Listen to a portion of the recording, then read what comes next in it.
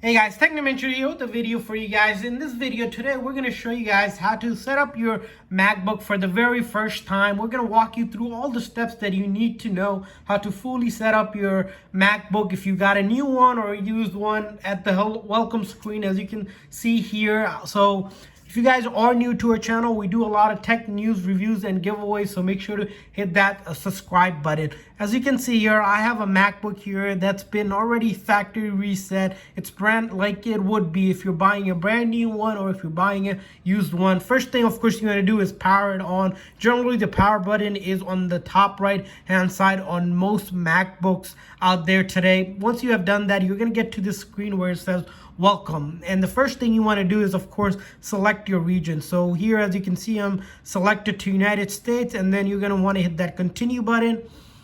And then, as you can see here, the language choices, make sure that this is what you preferred. If not, you can do this customize settings. We're going to just go with the standard settings we have. Hit continue.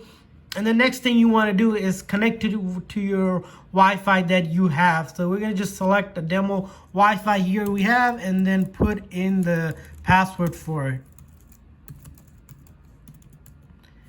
And then once you do that, you want to hit that again, continue. And then this screen where it's data and privacy, generally Apple likes to do kind of a debriefing of their data and privacy. You can learn a lot more about it, what that means. Of course, we're just going to hit that continue here. And then transferring your information from your MacBook. So if you're setting up a new for the first time, most likely you'll select the third option where it says don't transfer any information.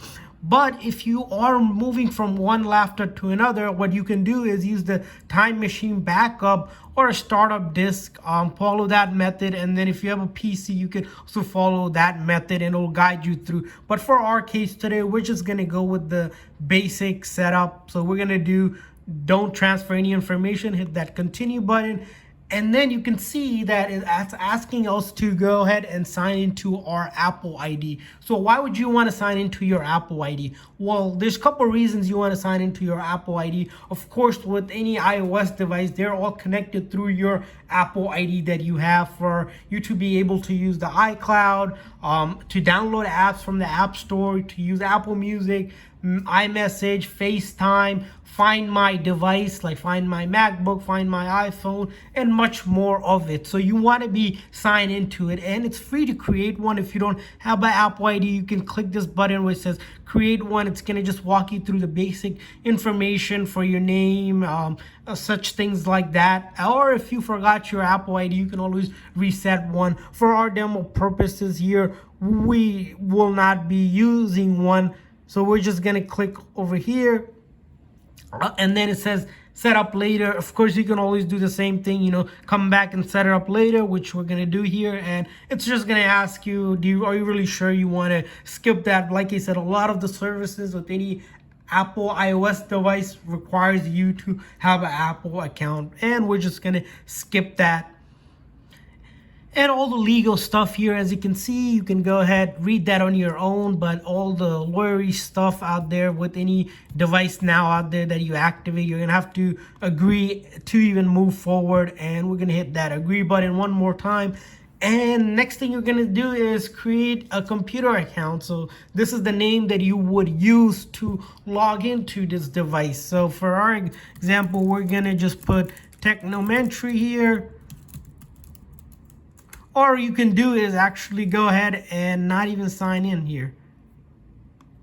Actually, you're going to have to sign in. So we're going to do just or account information here. And then you're going to want to put a password. Very important to put a password. So we're just going to put a password here.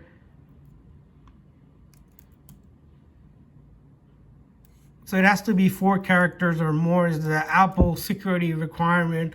And we just put R1 and then hit that continue button. Key that you remember that password because you're going to need that to log in every time you get onto this computer. You can always turn that off later on, but we're just going to have that set up. And the next thing you're seeing here is Express Setup. So this is for you to be able to set up the computer with the basic settings that they apply. You can customize it by using this customize setting. So Apple has a general set of express setup customization they put in, but if you're a person that's a pro and know what they're doing, you can of course customize it yourself. We're just gonna go with the basic here.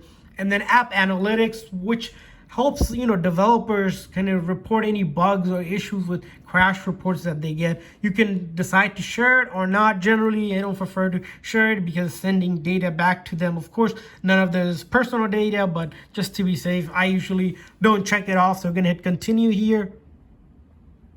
And then the next thing we have here set up is this whole screen time. So screen time is just a basic report that you get on a weekly on how much time you're spending on the screen or on actively looking at the screen. This is also allows you to have parental controls if this is a device used by your child or someone like that. So we're just gonna hit that continue button. And then Siri, as you know, is the voice assistant on any iOS device. To set it up, you're gonna have to do a couple commands here. You can either set it to have it or not. So if you were to set it up, it's gonna ask you to do a couple of test voice so it recognizes you.